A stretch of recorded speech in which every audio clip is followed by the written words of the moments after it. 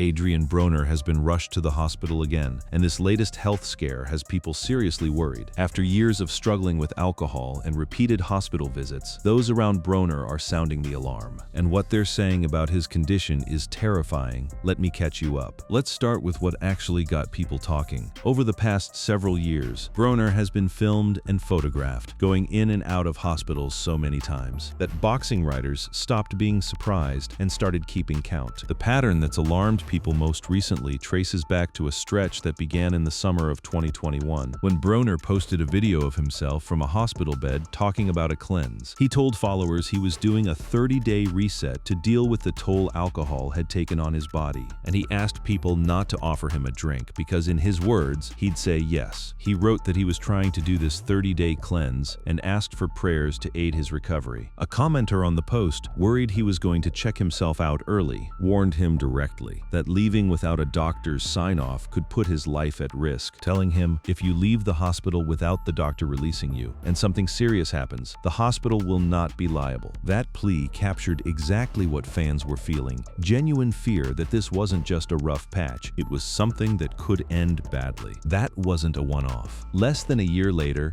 Broner turned up in another hospital, this time filmed in an elevator sitting in a wheelchair, looking nothing like the fighter who once had entire arenas chanting his name. He was filmed in a hospital elevator, looking out of it in a wheelchair, and fears, not only for his career but his life, came thick and fast from fans. Reports at the time described him as worse for wear, disheveled, and a haggard version of himself once he was out. People who'd followed his career since he was a teenage prodigy in Cincinnati were now talking about him the way you talk about someone you're scared to lose, not someone you're excited to watch fight. Fast forward to more recent months, and the same worry resurfaced, just with a new set of clips.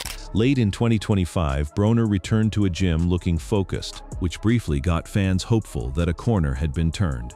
World Boxing News reported he'd returned to the gym after a long layoff, and for a moment it looked like the spiral might be slowing down. But that November gym session was short-lived. Days later, he posted a video showing him out of shape, followed by a disheveled clip that immediately reignited the same anxious conversation from years earlier. Boxing reporters described it as part of a pattern stretching back roughly a year, where every attempt at stability got interrupted by another setback caught on camera. By the spring of 2026, the concern had grown loud enough that people close to the sport started using the word intervention again, not casually, but as something Broner might actually need. Adrien Broner, the former world champion whose career has been repeatedly interrupted by personal struggles, may now require a second formal intervention. After posting a series of troubling social media videos, the clips that triggered that reporting showed him disheveled and asking a crude question, while a few days earlier, he shared an explicit video showing him out of shape. Those posts didn't stay quiet. They circulated quickly online, drawing reactions of alarm and disappointment, and reigniting discussions about his ongoing struggles inside and outside the ring. Comment sections filled up with people who clearly still cared about him, writing things like, "Why do you keep doing creepy things?" and pointing out that he needed help. Then came the live stream stretch that made the whole situation impossible to ignore. In late April 2026, Broner started appearing regularly on broadcasts hosted by a streamer named Dean the Great, and what people saw worried the boxing community more than any single hospital photo had. He showed up appearing intoxicated on camera, asking a cameraman for Uber money in front of thousands of live viewers. It got serious enough that a reigning world title holder decided to step in publicly. Ryan Garcia, the WBC welterweight champion, addressed Broner directly online, telling him, "Let's get you situated. No need to keep drinking, let's be better. Not judging, let's lock in." Garcia wasn't just talking as a rival. He's been open about his own battles with alcohol and mental health over the past 2 years, which is part of why his message landed the way it did. It wasn't a diss. It was one fighter recognizing the warning signs in another. That's the immediate picture. Years of hospital stays, wheelchair videos, and now a live stream era that pulled his struggles into public view in real time, with a champion boxer publicly asking him to get it together. To understand how it got to this point, you have to go back to who Adrien Broner actually was before any of this started. and how a career this promising started cracking in the first place.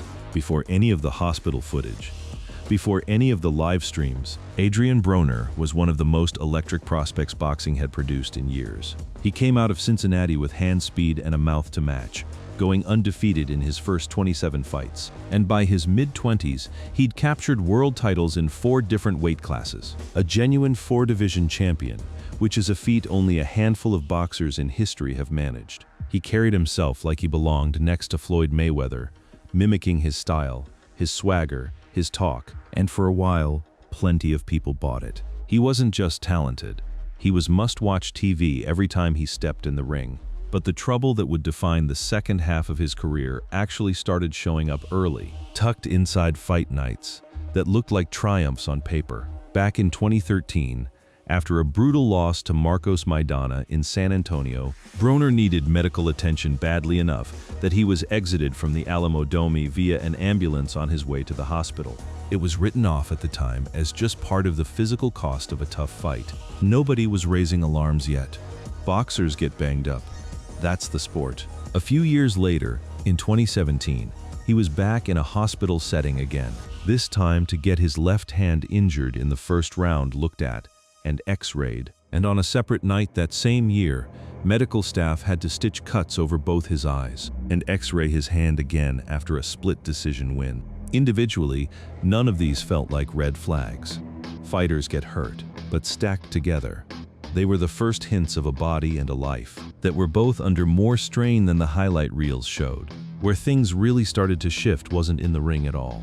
It was outside it. In 2018, Broner pleaded guilty to misdemeanor charges connected to an incident at a nightclub in Cleveland, and a related civil judgment of roughly $830,000 followed in the same matter. That case became a symbol of a wider pattern boxing writers had started tracking: financial and legal issues that had been documented for years. Money that should have come from a career built on 4 world titles was instead getting eaten up by court judgments and legal fees. The same year, his in-ring record started reflecting the chaos everywhere else in his life. After that undefeated start to his career, Broner went just 7-4-1 in the years since December 2013, a staggering fall for a fighter who'd once looked destined for the pound-for-pound list. The loss that arguably did the most damage to his confidence, and by extension everything that came after, was his 2019 fight against Manny Pacquiao in Las Vegas. Broner had been positioned as the guy to give the aging legend one last real test, and the fight generated real money. Organizers pulled in an estimated $30 million in pay-per-view revenue, from 400,000 buys, with a live gate of $6 million. But Pacquiao won comfortably by unanimous decision, and the loss became another data point in a career that kept promising a turnaround and kept failing to deliver one. Broner would later call out the winner of another fight, Devin Haney, saying Haney needs him now more than ever after Haney's first career loss. A reminder that even in decline, Broner never lost the instinct to call out anyone with a spotlight on them. Off the mic, though, the private version of Broner looked less and less like the fighter talking trash on camera. Between the legal bills, the shrinking win column, and a lifestyle that kept generating headlines for the wrong reasons, the foundation that made him a star was eroding fast. By the time he pulled out of a scheduled fight in 2021, it wasn't really a surprise to anyone who'd been paying attention. It was the moment the cracks that had been forming for nearly a decade finally became impossible to hide. And that's where the story of his mental health struggles moves from background noise to the main event. In the summer of 2021, Broner was set to headline a Showtime card against Omar Figueroa in what would have been his first fight since defeating Giovanni Santiago earlier that year in a close, controversial decision. Days before the bout, Broner pulled out entirely, and the reason he gave wasn't an injury. It was his mental health. He posted directly to his fans, writing that mental health is real, and he wasn't about to play inside the ring, saying he'd watched a lot of people die playing with their boxing career. And that wasn't something he was willing to do. For a sport that has historically treated withdrawals with suspicion, this was a rare moment of a fighter naming the real problem out loud instead of hiding behind a fake injury. Not everyone responded with sympathy. Figueroa, the man left without an opponent, was openly frustrated, telling reporters, "What really passes me off is that now this MF wants to use mental health as a FAQ excuse." The comment captured exactly the kind of skepticism athletes with real struggles run into. The assumption that if you can still talk and post online, you can't really be hurting. Showtime scrambled and replaced Broner with Sergei Lipinets, and the card went on without him, while Broner stayed home, dealing with something no undercard shuffle could fix.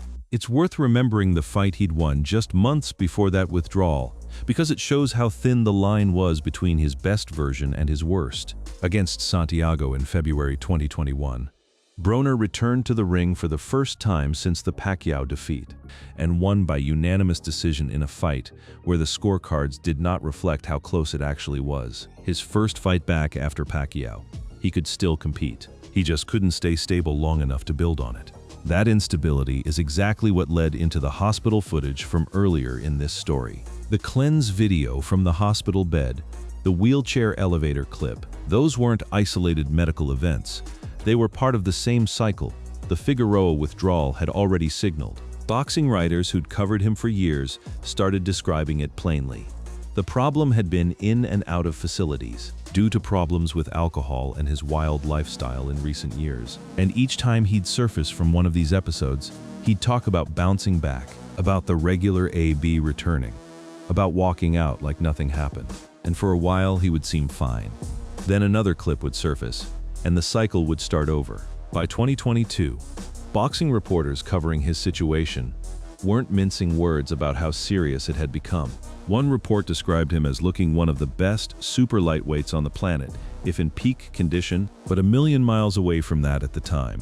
Writers pointed out that offers for real fights against ranked contenders could no longer be taken seriously until he cleaned himself up and got back in the gym, and that his lifestyle had repeatedly taken headlines away from his boxing skills, with only one win to show for 5 years of career.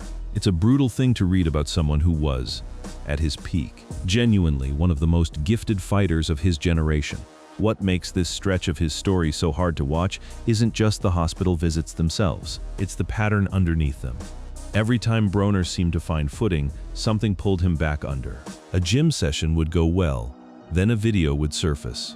A fight would get scheduled, then a withdrawal would follow.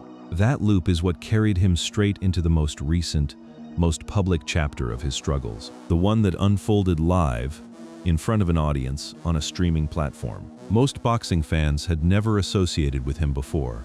If the hospital clips from years past were things fans discovered after the fact, what happened starting in late April of 2026 played out in real time, in front of anyone with an internet connection. Broner had linked up with a kick streamer named Dean the Great, and the two started broadcasting together constantly. For a guy who'd spent years having his worst moments leaked or filmed without his control, this was different. He was putting himself on camera voluntarily, for hours at a stretch, and the boxing world watched the same warning signs from years earlier play out again, except now with a live chat reacting in real time. The reporting from that stretch was blunt. Across roughly 2 weeks of appearances, Broner drew growing concern by appearing intoxicated on camera and asking a cameraman for Uber money, while being addressed directly by a reigning world title holder in Ryan Garcia. Garcia, only 27 at the time, and candid about his own history, didn't publicly pile on.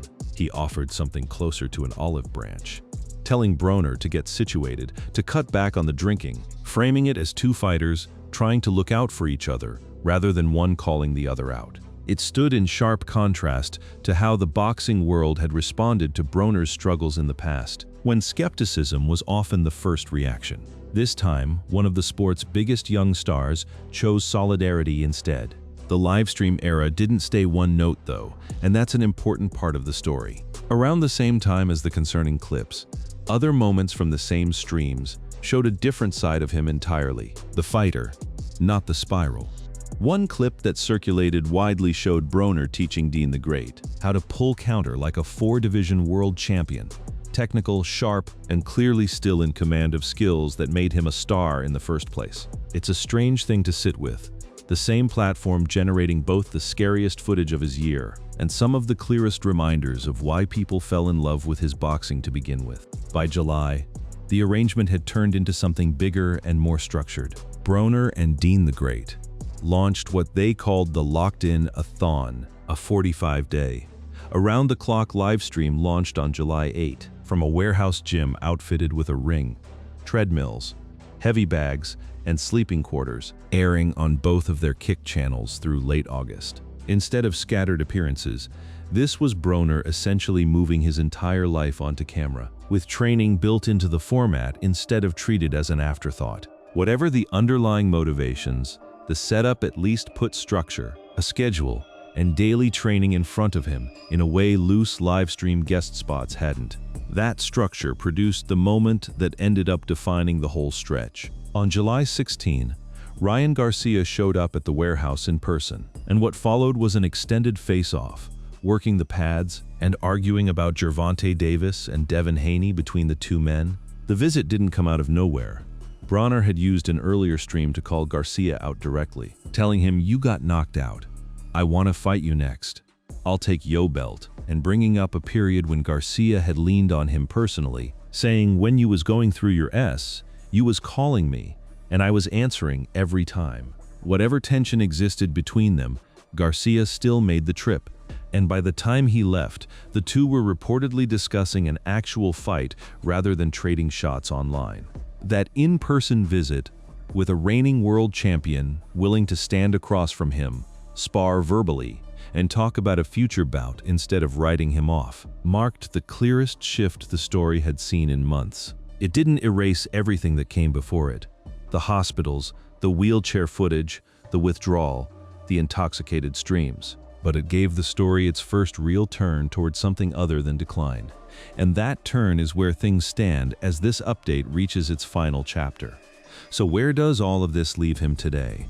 As of this past May, Broner was publicly talking about his condition in terms nobody would have predicted a year earlier. In an appearance with Dean the Great in Miami, he kept steering conversations back toward boxing, even as the stream drifted into unrelated territory. And when viewers in the chat pushed him toward talk of partying and drinking, he shut it down directly. He's described himself as sober, back in the gym, and chasing one more belt before walking away from boxing for good. Coming from someone whose recent history includes a hospital cleanse video and a wheelchair clip, that's a meaningful thing to hear him say out loud, even if the boxing world has learned to treat any single good stretch with caution, given how many times the cycle has repeated.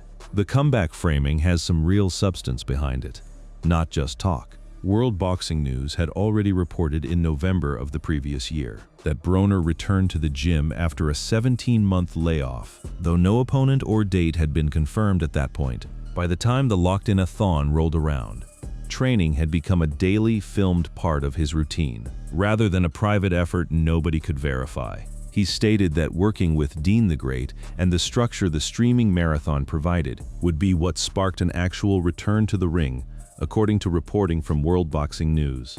None of this means the concern from earlier in the year simply vanished. The same reporting that covered Broner's push towards sobriety and a comeback also noted that he had not publicly responded to Garcia's message urging him to cut back on drinking, and boxing insiders have been careful not to treat a few strong weeks. As proof, the underlying issues are resolved. His financial and legal history, the years of documented hospital visits, and the pattern of setbacks interrupting progress are all still part of his record, and nobody covering his situation is pretending they aren't.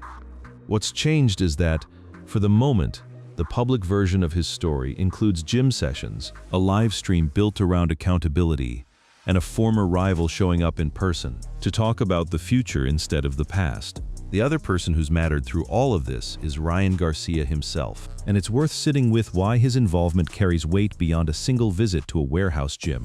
This is a fighter who's been open about his own battles with alcohol and mental health over the past 2 years, which means his message to Broner wasn't coming from someone lecturing from the outside. It was coming from someone who'd been in a similar place and made it through the other side. When Garcia told him to get situated and lock in, and then followed it up months later by actually showing up, sparring, and floating a real fight between them, it gave Broner's comeback talk a level of credibility that self-reported sobriety alone couldn't provide. There's also Dean the Great's role, easy to overlook because he's not a boxer. but central to everything that's happened since April. The 45-day livestream format he built with Broner turned what could have been another scattered, chaotic stretch into something with a schedule. Cameras rolling on training instead of just wandering conversation, and a built-in audience watching daily progress instead of catching isolated clips after the fact. Whatever the commercial motivations behind a streaming marathon like that, it's functioned as a structure that's kept Broner in a gym, in front of a ring, working pads with world-class fighters for weeks at a stretch, which is more than most of his comeback attempts over the past several years managed to produce. As of this month, the Locked-In-a-thon is still running, scheduled to continue through the end of August, with Broner still talking about one more title run and still framing himself as someone who's put the drinking behind him. Whether that holds, whether a fight actually gets made against a ranked contender, and whether the version of Broner training in that warehouse gym is the one that sticks around, are all still open questions. What's not in question is how close things got before this stretch started. The hospital beds, the wheelchair footage, the champion who felt he had to publicly ask a rival to get situated. Adrien Broner has been rushed to the hospital, filmed at his lowest, and talked about in terms of intervention more than once. Right now, for the first time in a long time, the people around him are talking about him differently, and he's the one who has to make sure it stays that way.